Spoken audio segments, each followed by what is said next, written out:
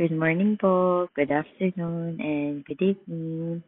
Ang topic natin for our devotion today ay sa Jeremiah 44, ang pahayag ni Yahweh sa mga Hudyo sa Ehipto. Iniimbitahan ko po ang lahat sa panalangin. Panginoon, salamat po sa araw na ito na binigay niyo po sa amin. Salamat po sa Jeremiah 44 na aming babasahin ngayon. Salamat din po na magkakaroon kami ng reflection, application sa pag-aaral po ng inyong salita. Hinihingi po namin ang inyong wisdom at gabayan po kami ng Holy Spirit para wala pong maging distraction at maging maliwanag po sa amin ang mga ituturo niyo po para sa araw na ito. Maraming salamat po. Kino-cover namin ang panalangin na ito with your precious blood in the name of Jesus. Amen. So, ang topic po natin ay mula sa Jeremiah 44, ang pahayag ni Yahweh sa mga Hudyo sa Ehipto. So, ito po ay tumutukoy po sa babala ni Prophet Jeremiah sa mga Israelites na naninirahan po sa Egypt. Ito po ay babala ng Diyos dahil po sa patuloy po na pagsuway nila sa Diyos. So, pinapakita din po dito na yung pagkagalit ng Diyos dahil sa pagsamba nila sa ibang tinatawag na Diyos-Diyosan. And yung pagtanggi rin nila na magsisi at bumalik sa Diyos. Si Jeremias ay kinausap ni Yahweh tungkol sa mga Hudyong naninirahan sa Ehipto, sa Migdol, sa Taphnes, sa Memphis, at sa lupain ng Patros. Ito ang kanyang sinabi. Nakita ninyo ang kapahamakang nangyari sa Jerusalem at sa mga lungsod ng Juda. Ngayon ay wasak na ang mga ito at wala nang naninirahan doon.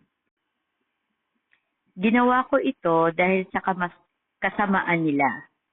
Nagsunog sila ng insenso at naglingkod sa mga Diyos na hindi nila nakikilala, maging kayo o ng inyong mga ninuno. Gayunman, patuloy kong sinugo sa inyo ang aking mga lingkod na propeta. Sinabi nila sa inyo, huwag ninyong gawin ang kasuklam-suklam na bagay na iyan. Subalit hindi sila nakinig. Hindi nila pinagsisihan at tinalikuran ang kanilang kasamaan at patuloy rin silang nagsunog ng handog sa mga Diyos-Diyosan. Napuot ako sa kanila, kaya winasa ko ang kanilang mga lungsod hanggang ngayon. Ngayon nga'y sinasabi ni Yahweh na makapangyarihan sa lahat, ang Diyos ng Israel. Bakit ninyo ginawa ang kasamaang ito? Nais ba ninyong mamatay ang mga babait, ang mga lalaki't babae? Mga bata at sanggol? Nais pa ninyong lubusang maubos ang mga taga-Juda? Bakit nyo ako ginagalit sa pamamagitan ng inyong pagsamba at pagsusunog ng handog sa mga Diyos-Diyosan sa Ehipto na inyong tinatahanan? Winawasak ninyo ang inyong sarili at kayo'y magiging tampulan ng paghamak at pagsumpa ng lahat ng bansa. Nakalimutan na ba ninyo ang kasamaang ginawa ng inyong mga ninuno, ng mga hari at ng kanilang mga asawa, ang mga ginagawa ninyo at ng inyong mga asawa sa lupain ng Juda at sa mga lansangan ng Jerusalem? Hanggang ngayon, hindi kayo nagpapakumbaba o natatakot man, hindi sumusunod sa aking utos at mga tuntuning ibinigay sa inyo at sa inyong mga magulang. Kaya akong si Yahweh na makapangyarihan sa lahat, ang Diyos ng Israel, ang nagsasabi na nakapagpasya na akong kayo'y padalhan ng kapahamakan upang wakasan na ang buong Juda. Paparusahan ko rin ang mga nalabi sa Juda na nagpumilit na manirahan sa Ehipto. Doon nila sasapitin ang kanilang wakas. Ang iba'y mamamatay sa digmaan, sa gutom naman ang iba. Dakila't hamak ay sama-samang mamamatay sa labanan, sa gutom o sa salot, at pagtatawanan, pandidirihan, hahamakin at susumpain. Paparusahan ko ang mga nakatira sa Ehipto, tulad ng ginawa kong parusa sa mga taga-Jerusalem. Ito'y sa pamamagitan ng digmaan, taggutom at salot. Ang mga nalabi sa Juda ay nagpunta upang manirahan sa Ehipto at nagtitiwala silang makakabalik upang muling manirahan sa Juda, ngunit hindi na sila makakabalik. Isa man sa kanila ay walang mabubuhay o makakatakas. Ang lahat ng kalalakihang naroon na nakakaalam na ang kanilang mga asawa'y nagsusunog ng handog sa ibang Diyos, ngayon din ang mga kababaihang nakatayo sa malapit. At sa lahat ng naninirahan sa Patros, sakop ng Ehipto, ay nagsabi kay Jeremias, hindi namin papakinggan ang sinasabi mo sa amin sa pangalan ni Yahweh. Sa halip, gagawin namin ang lahat ng aming ipinangako sa aming sarili. Magsusunog kami ng handog sa reyna ng kalangitan. Mag-aalay kami ng handog ng alak para sa kanya, gaya ng ginagawa ng aming mga ninuno, mga hari at mga pinuno at gaya ng ginawa namin sa mga lungsod ng Juda at sa mga lansangan sa Jerusalem. Noon ay sagana kami sa pagkain, payapa kami, at walang anumang kapahamakan dumating sa amin. Ngunit simula nang ihinto namin ang pagsusunog ng handog sa reyna ng kalangitan at ang pag-aalay ng handog na alak sa kanya, dumanas kami ng matinding paghihirap. Marami sa amin ang nasawi sa digmaan at sa gutom.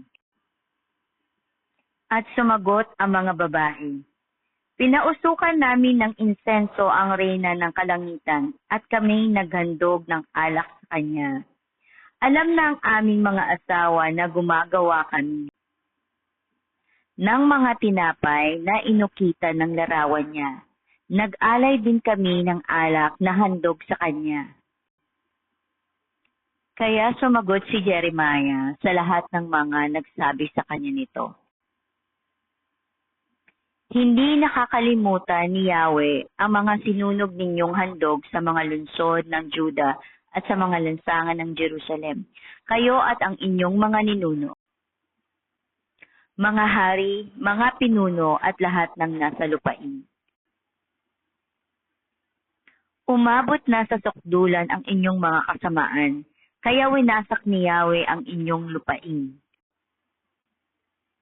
Dumating sa inyo ang kapahamakang ito sapagkat nagsunog kayo ng mga handog na ito.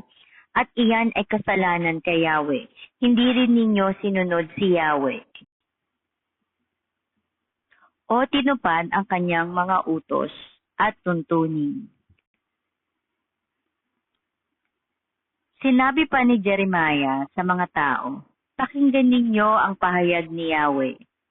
Lahat kayong taga-Juda na nakatira sa Ehipto, ito'y mga mensahe ni Yahweh, ang makapangyarihang Diyos ng Israel. Kayo at ang inyong mga asawang babae ay nagsabi ng ganito, gagawin namin ang aming ipinangako Magsusunog kami ng mga handog sa reyna ng kalangitan at mag-aalay ng handog na alak sa kanya. Patunayan ninyo at tuparin ang inyong mga ipinangako.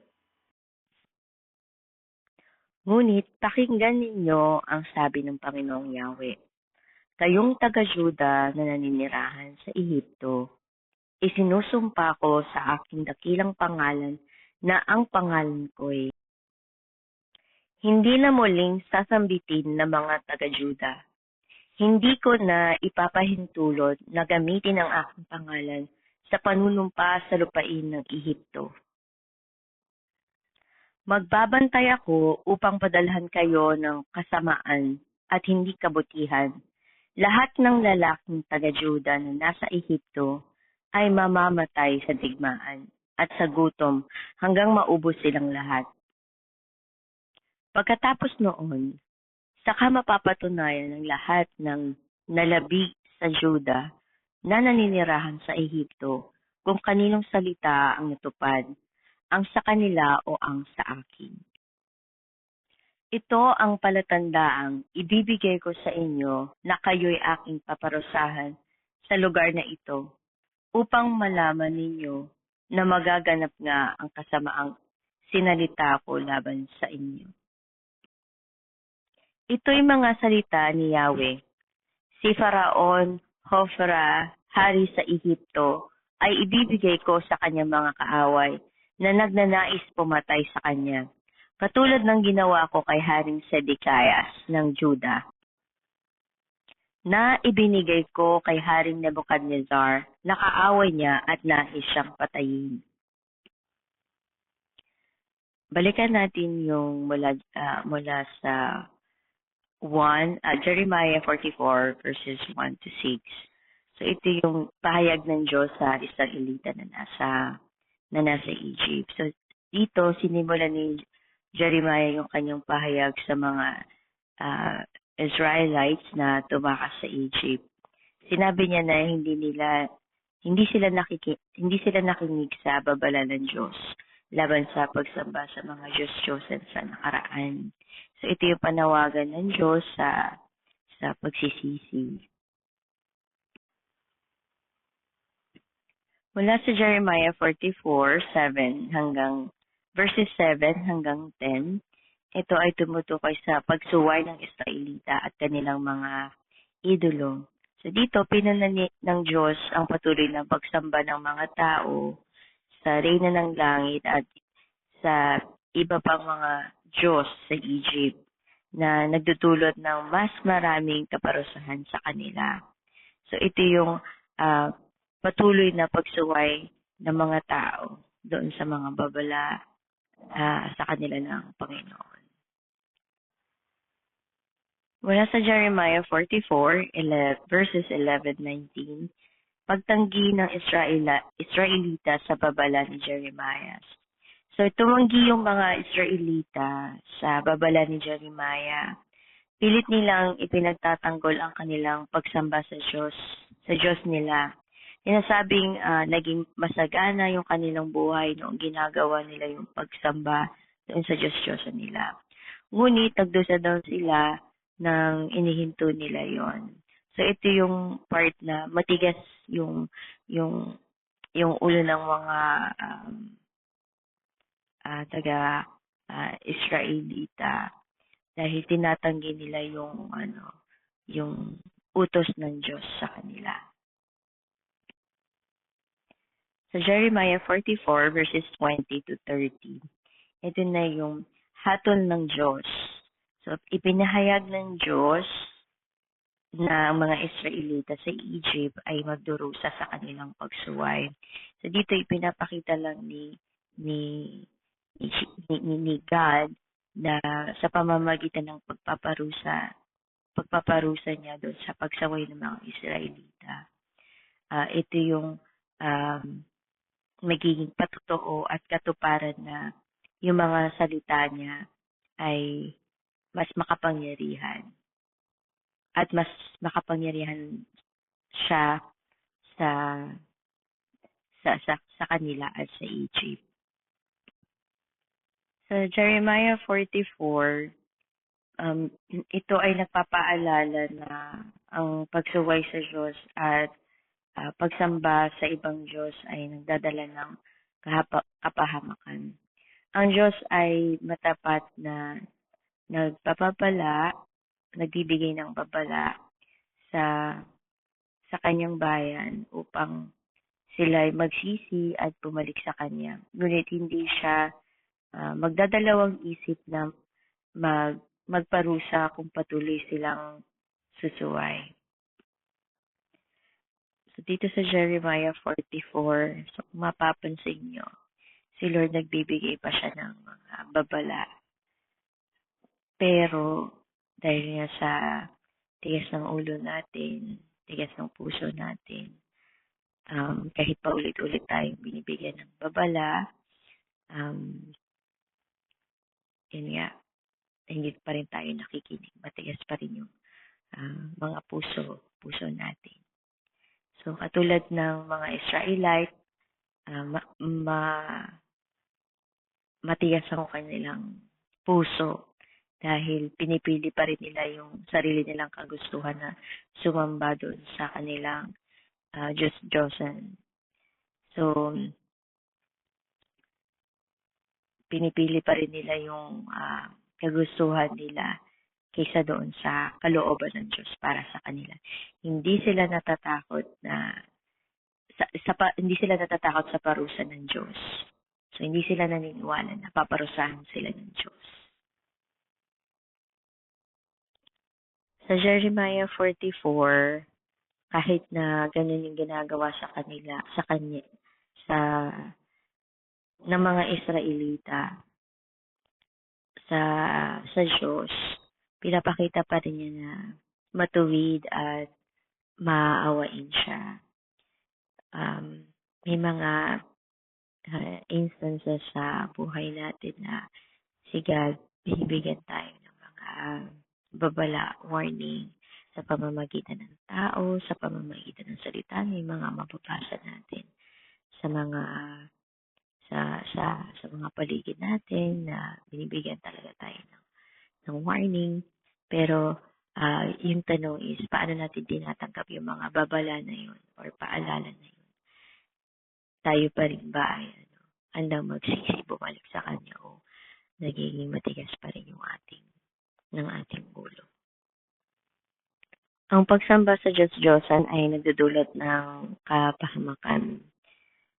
May nabasa ako dito sa Jeremiah 44 na yung mga Israelites daw ay sumasamba dun sa arena ng langit, tapos naniniwala na pag sumamba sila doon, nagiging masagana sila, pero nung hindi daw sila sumasamba, nagkaroon sila ng hindi na sila nabibless. So, dito sa halip na kilalanin nila si Lord bilang tanging tagapagbigay ng lahat ng kanilang pangangailangan, naging dependent sila doon sa pagsamba nila doon sa kanilang Diyos-Diyosan. So, sa panahon natin ngayon, so alam naman natin na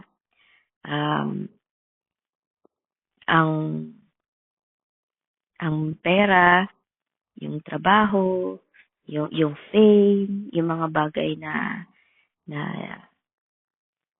nandito sa mundo ay halimbawa ng ating mga Diyos-Diyosan dahil nagiging focus na natin yung mga bagay na ito instead na i-recognize natin na ang ating Diyos ang tagapagbigay ng lahat ng ating mga pangangailangan. So, sa pagre-reflect ng ating buhay, sino ba talaga ano ba talaga yung priority natin? Kasi dito makikita kung tayo ay nagtatrust kay Lord or tayo ay nagtatrust sa ating sarili. ang pagsuway ay may kaparusahan. So yung hatod ng Diyos ay maliwanag. So yung pagsuway ay nagdadala ng kapahamakan. Ngunit ang parusa ng Diyos ay laging may layuning ituwid tayo at akayin pabalik sa Kanya. So nakikita ba natin yung mga pagsubok sa ating buhay bilang paraan ng Diyos upang tayo ay akayin sa tamang landas? So ito yung ah mga warning sa atin ni Lord tulad ng Jeremiah 44. Kung nasa sitwasyon ka na kung saan mas pinipili mo pa rin na suwayin siya, I think better na magsisi tayo kaysa sa intayin pa natin yung kaparasahan na magdudulot sa atin ng kapahamakan. Ang katigasan ng puso ay hadlang sa pagbabago. So sa kabila ng malinaw na babala ni Jeremiah na natiling matigas ang puso ng mga Israelita. So itinanggi nila yung katotohanan at ipinagpatuloy pa rin yung kanilang maling gawain. So ang tanong, so mayroon bang mga bagay sa ating buhay na ayaw natin isuko kay God kahit alam natin na hindi na ito tama? So kung hindi tayo magiging humble, ang sinasabi lang dito ay hindi tayo makakapagbago dahil mas pinipili natin yung mali kaysa doon sa itama natin yung mga maling nagawa natin. So kung naiisip nyo na huli na ang lahat, hindi po huli ang lahat. Ang tanging way para magbago tayo is tanggapin natin si God at mag-decide na ang tanging makakapagbago sa atin ay ang ating Panginoon. So, dito sa Jeremiah 44, tinuturoan tayo na suriin ang ating puso. So, tinatawagan tayo ng Diyos na itakwil natin yung mga Diyos-Diyosan at ituon natin yung pagsamba sa ating Panginoon lamang. So, yung mga salita niya ay patuloy na nagbibigay babala at gabay upang tayo'y mamuhay ng tama. So, sana patuloy tayong makinig sa mga salita ng Diyos para tayo ay ma-enlighten, maliwanagan sa mga nagagawa nating kamalian at mabago ito. So tayo po ay manalangin.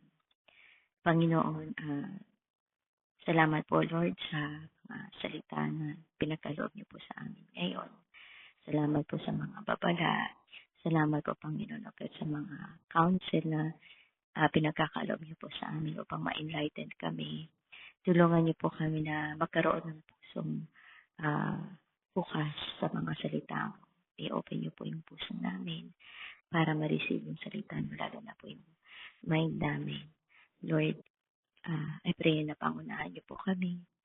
Muli po patawarin niyo po kami sa mga pagkakataon na inuuna namin yung mga bagay na hindi ayon sa iyong kalooban.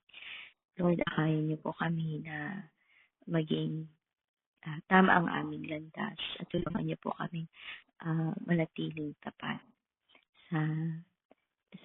sa inyo, Panginoon. O God. Maraming salamat po. Kino-cover ko po ang panalangin nito with your precious blood in the name of Jesus. Amen.